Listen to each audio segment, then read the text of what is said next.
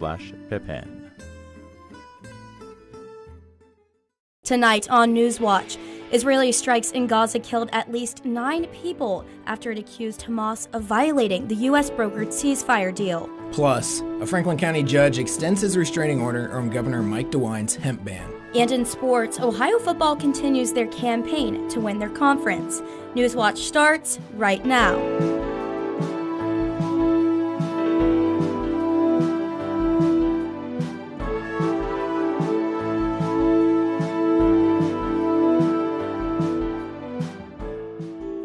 Good evening. I'm Parker Davis. And I'm Donovan Varney. Welcome to Newswatch. Israeli forces launched new attacks in Gaza, killing at least 9 people. The attacks come after Israel accused Hamas of violating the U.S.-brokered ceasefire deal. A military official says Hamas attacked Israeli troops in southern Gaza. Hamas denies the claims and says it's still committed to the ceasefire. However, Israeli Prime Minister Benjamin Netanyahu's office said Hamas was in clear violation of the Gaza ceasefire agreement after returning remains to Israel that did not belong to any of the 13 hostages still unaccounted for. Yes, good evening, Athens. We had yet another wonderful day for weather. We are staying dry for now, though, but we're going to keep an eye out on what's happening out west. We're noticing strengthening rain bands occurring and coming closer to us overnight.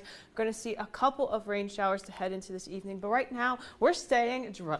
We're staying dry. Not really seeing any clouds in sight, no rain to see just yet. We are going to see a little bit of showers happening to the southwest of us, so that's going to come up closer, but nothing really to worry about for this evening. Right now, though, we're staying 59 outside and hazy skies, maybe a gentle breeze coming from the east, but heading into tonight, though, we'll be noticing that low of 37 and mostly clear skies. So we'll be starting to see some clouds rolling in as well, supporting the showers we'll be seeing tomorrow with that high of 55. And I'll talk more about what to expect for the rest of this week later on. For now, we're going back to Donovan.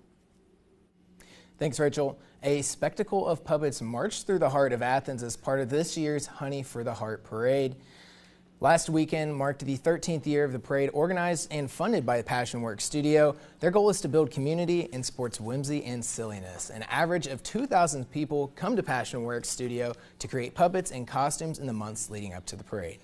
Between the making and all the community that happens there during the making, and then this moment where it's like an organized chaos, but then you see friends that you don't get to see very often, like these lovely people here. All of it. Like the whole month is amazing. I just love this town so much. I love that we do this. Over 100 people took part in this year's parade, which kicked off the Halloween block party in Athens. A Franklin County judge extends his restraining order on Governor Mike DeWine's ban on the sale of intoxicating hemp products. In a lawsuit filed earlier this month, hemp retailers and manufacturers argued the ban is outside of DeWine's authority as governor. Judge Carl Aveni's extension comes just one day after the Ohio House advanced a bill revising cannabis laws, placing stricter regulations on other forms of THC. Aveni says the next hearing in the case is scheduled for December 2nd. The Ohio Wildlife Council received a proposal to reduce white-tailed deer hunting limits in 4 counties of southeast Ohio. The Division of Wildlife proposed reducing the bag limit to 1 deer in Athens, Meigs, and Washington counties. The proposal is in response to an outbreak of epizootic hemorrhagic disease, or EHD. If approved, the proposed bag limit reduction will go into effect on December 1st. Deer bag limits in the rest of the state remain unchanged. Ohio Attorney General Dave Yost is urging Senate leaders to provide temporary funding for SNAP benefits. Yost wrote a letter to U.S. Senate Minority Leader Chuck Schumer, urging him to do what you know is right. 18 other state attorney generals is also signed the letter.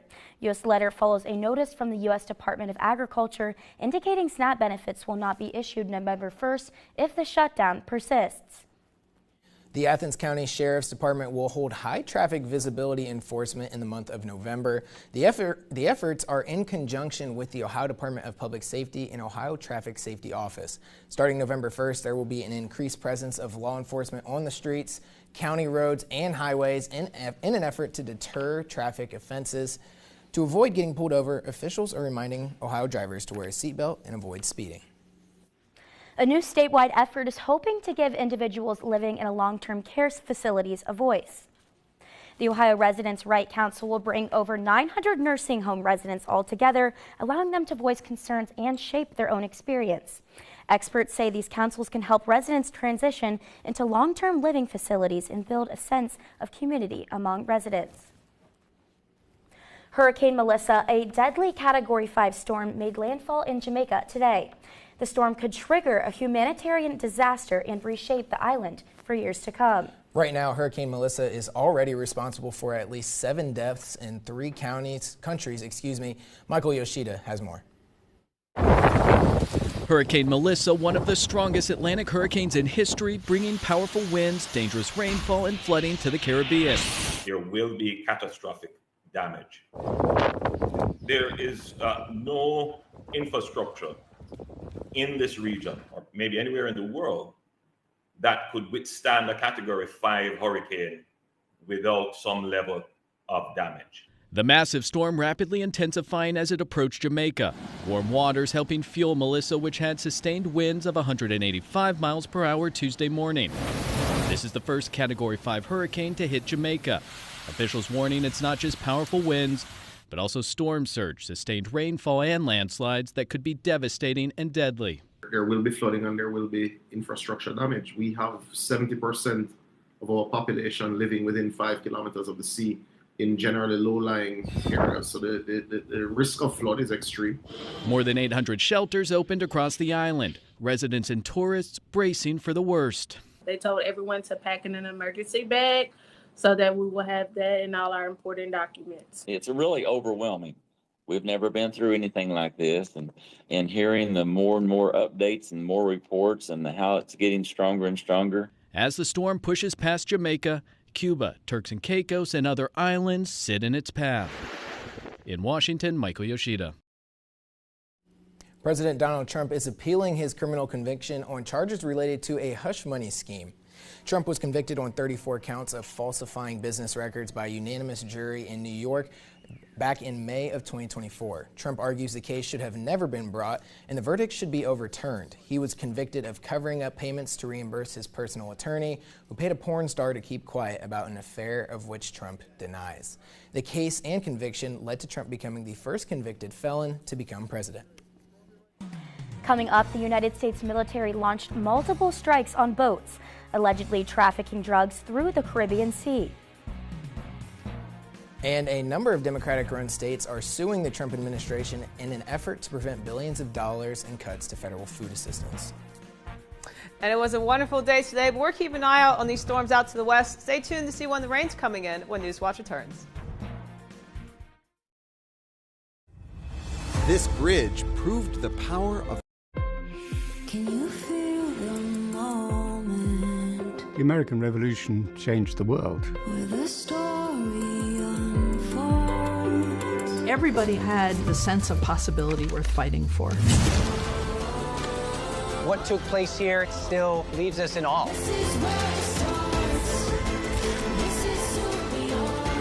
We can work towards equality together. Wow, this is the missing piece. Incredible. To confront these figures from ancient history is a great privilege. Our history tells us who we are, where we came from. And it's all connected. Like links in a chain. Like links in a chain. Yeah. All I can do is say thank you. Wow, this is phenomenal. I'm really grateful for this.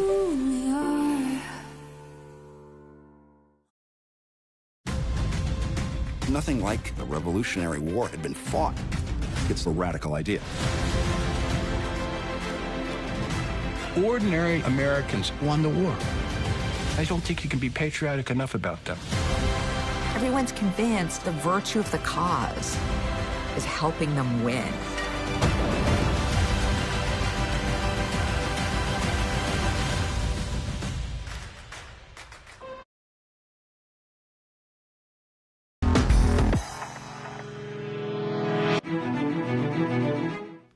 Halloween is just days away, and if you haven't bought your candy yet, you may be in for a fright when you get to checkout.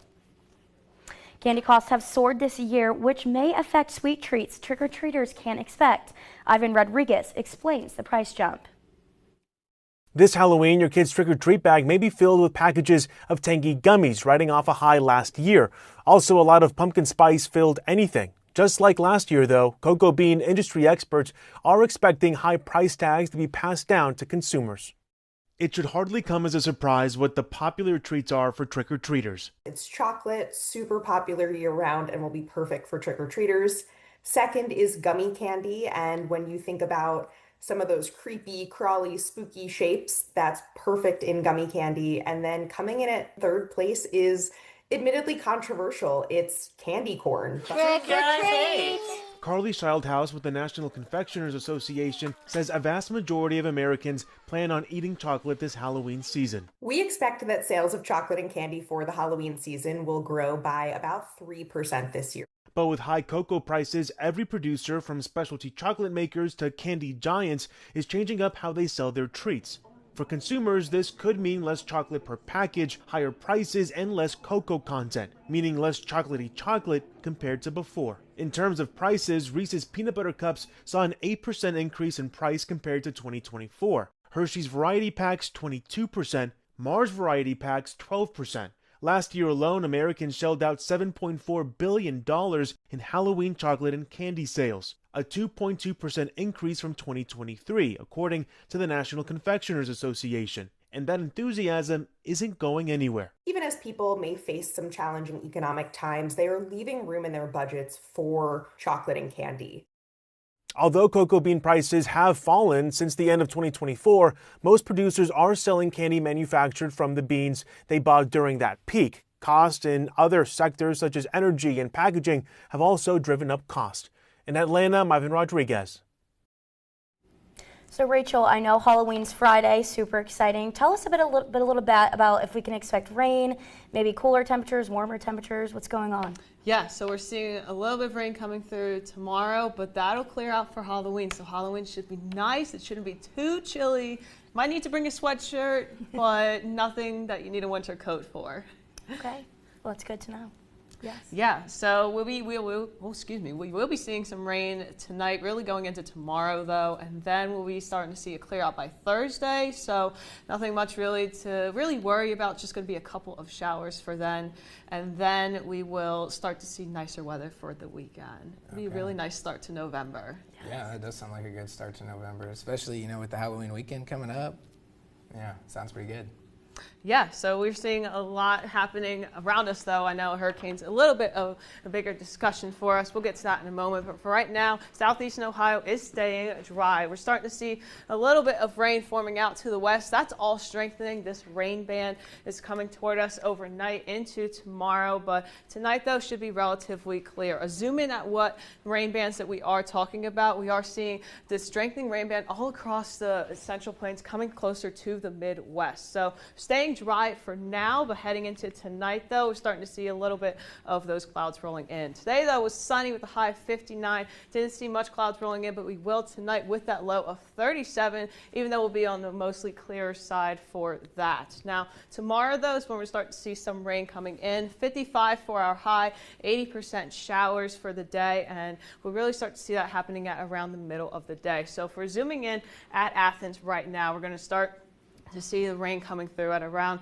11 a.m., 12 p.m. So here's a closer look at Athens right now, overnight heading into tomorrow morning. So we're seeing this rain coming through to the west, and that's really going to take over most of our day for Wednesday. And then it'll all clear out by Thursday morning. But if we zoom out, though, to what's happening with the hurricane, we're going to notice how the rain that we're seeing and the cold front that's associated with that is actually helping out the hurricane. So zooming out a little bit so we can see most of the United States here, as well as the hurricane's path. We're going to start to look at how the rain that we're seeing is going to affect the path of the hurricane that we're seeing here. So here's the rain. We're going to draw this cold front that we're seeing here. That's going to drive this hurricane to actually move out away from the coast. So this hurricane is actually going to go out away to the sea. It's not going to really affect us. It's just going to clear out through the islands, and then we should be good to go for the coast. So nothing really to worry about for the continental U.S. It will be chilly as well heading into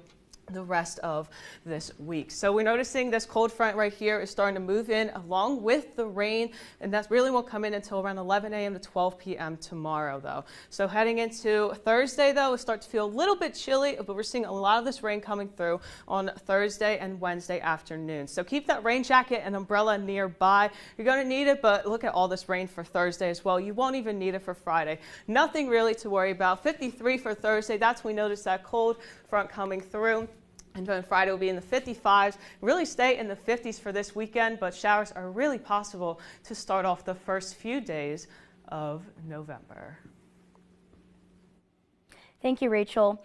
The U.S. military conducted strikes on 4 more boats in the eastern Pacific Ocean.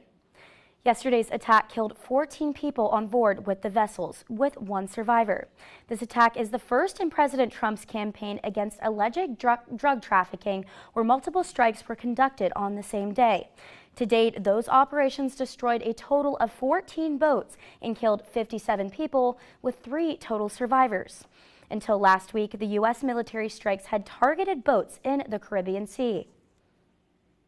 If you're on the hunt for a job, you just might be in luck. Hiring is on the rise in the private sector. That's what payroll provider ADP reports. Officials say about 57,000 jobs were added during the 4-week stretch that ended on October 11th. That shows a bounce back from last month's estimate, which showed a drop of 32,000 positions in the private sector. Although some economic research is on hold due to the ongoing government shutdown, ADP says it will continue to release its monthly national employment report. 1.3 million in a year enter menopause in the U.S. One of the most complained about symptoms is hot flashes, which can significantly impact sleep and quality of life. But there's now a new way for women to find non-hormonal relief. Mandy Gaither has the details on how a new menopause medication works. For menopausal women, it's another tool targeting hot flashes. Hormone-free Linquid is expected to be available in the U.S. in November after receiving FDA approval this week. Hot flashes are one of the cardinal signs of menopause. OBGYN Dr. Sujatha Reddy says some menopausal women are unable to take hormone replacement therapies that can help with symptoms. That includes women with a history of certain cancers and those with a history of severe migraines, cardiovascular disease, stroke, or blood clots. Experts say for these women, alternative treatment options for hot flashes can be helpful. When patients ask me how long they're going to last, I tell them no one really knows. It could be a month, a year, it could be 10 years. It's estimated that more than 80% of menopausal women will have hot flashes. The new once-a-day pill works by blocking the brain chemicals responsible for them. A phase 3 clinical trial of 628 postmenopausal women found a 73% decrease in hot flashes among those who took the medicine for 12 weeks, compared to 47% on a placebo. The most common side effects in women taking the drug were drowsiness, fatigue, and headaches. It's one more reliable, effective option for women who choose not to or cannot take estrogen to help them with symptoms of menopause, which can be debilitating. For Health Minute, I'm Mandy Gaither. A coalition of Democratic-led states are filing a lawsuit against the Trump administration over SNAP benefits. The lawsuit filed earlier today as an effort to prevent billions of dollars of cuts to federal food assistance that are set to kick in this weekend. The Democratic attorneys general and governors behind the suit are claiming the Trump administration is threatening illegal cuts to SNAP. The White House says the Department of Agriculture doesn't have the power to use its contingency fund to cover the SNAP program beyond Saturday. Next in sports, football grabs their first road win of the year in Yosemite to keep their conference title hopes alive.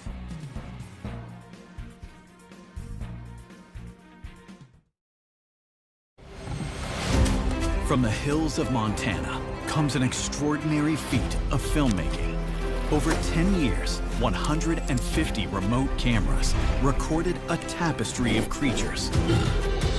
The star of this story is a remarkable mountain lion, a dedicated mother, raising 6 cubs on her own. This is Willow. Wednesday at 8 on WOUB. We're on the precipice of a great discovery. I love it. Welcome! Whoa, Nellie! set this palace on fire. I love it. Welcome to the News Hour. What does it mean politically? Oh. Fasten your seatbelt. I love it.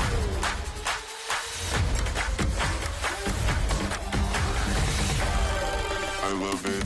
Delighted to hear it. You make a good team. For more than 70 years, WOUB Public Media has been the place where people in our region turn to learn how stories of the past ignite the imagination of the future. It's where information, entertainment, and education work together to inform, enlighten, and inspire generations. It's the place where the community gathers to hear and see our world in new and innovative ways. WOUB, the public media you trust that's worthy of your support. The Cartober fundraising drive is on. Help give back this month by donating your used car, truck, RV, or boat to our station. Donating is easy and it's tax deductible. Just call this toll-free number. Schedule your free pickup, we'll tow it and give you a donation receipt. Can't donate a car? Spread the word by telling your friends or family. Learn more by calling this toll-free number or visiting us online.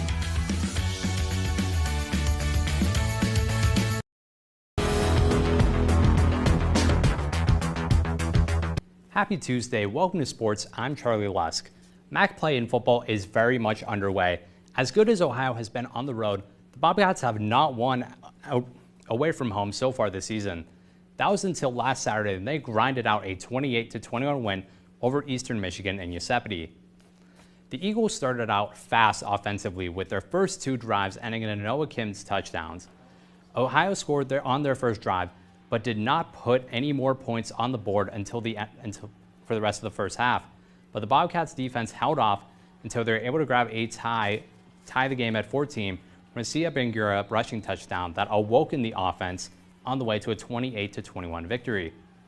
Right now there are 4 teams at 3-1, 2 of which Ohio play on the road, but more importantly, they host the top team in the conference and their arch rivals Miami next Tuesday. 3 of the 4 remaining teams on Ohio's schedule are in race for the MAC championship.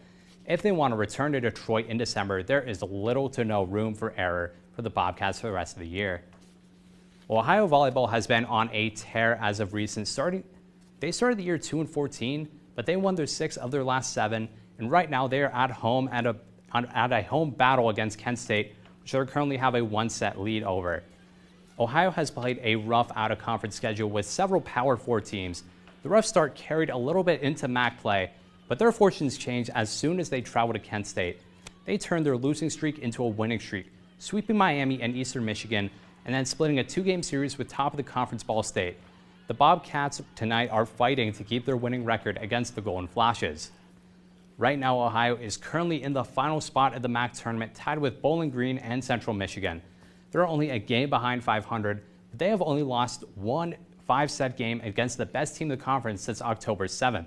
A win tonight would do wonders to widen the gap above the rest of the teams outside the tourney spots. Well, it has been quite the eventful week for Ohio Bobcat Athletics last week, So it comes to our favorite segment of the week, the Bobcat Showcase Stars of the Week. 1 star from American football and 2 stars from the football played across the pond. Our first star is a familiar face. Quarterback Parker Navarro is our first star with over 300 passing yards at Eastern Michigan. Second star of the week is defender Ella Devers. Ella from the back line, she grabbed a goal and an assist in Ohio's 4-1 win over UMass.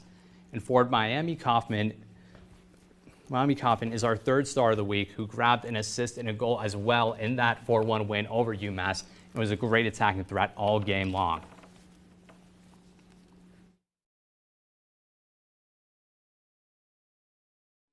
Parker Navarro is up there as one of you guys' stars of the week. This is one of his first 300-yard passing games, I heard, in his career here at OU.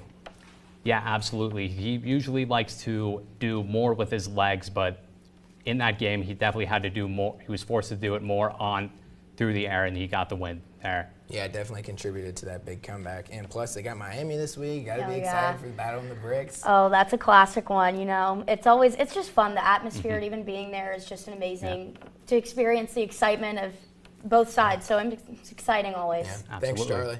Yes. Street's own Donkey Coffee will receive a visit from a real-life donkey.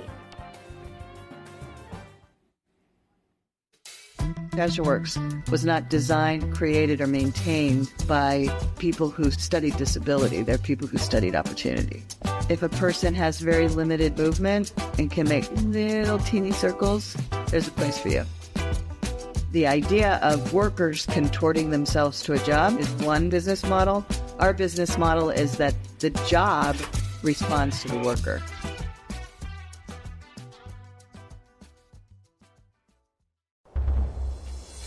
Art is important because it shows who we were, where we came from. Through my art, I'm creating a more powerful woman within myself. Inspiration is everywhere. It's important that we learn our culture, our practices. We are tied to the land. That's our blood. That's where we come from. Saturday at 9 on WOUB.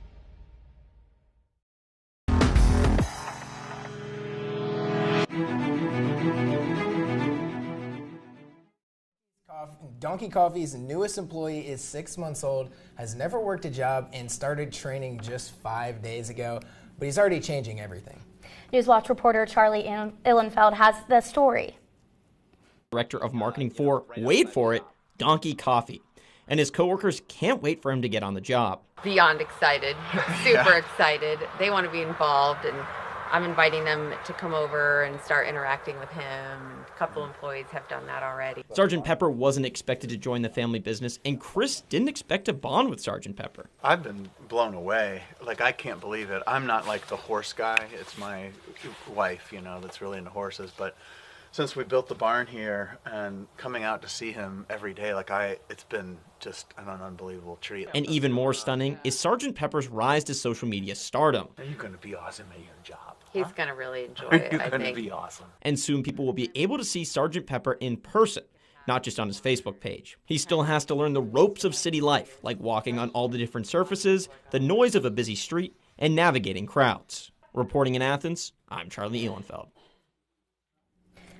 I don't know about you guys, but if I am walking on court and I see a donkey at Donkey Coffee, it might shock me just a little bit. Donkey Coffee is already amazing too. The coffee, I think, is superior. And then you add a donkey into the mix, I'm there immediately. A donkey would make my day. Yes. It's not something you see every day. No. And I'm very glad. If I were to see it, it would just make my day. It might even make my week. Unlike this weather, though, that we are seeing, we are starting to see some showers coming through, but tonight staying dry for now with a low of 37.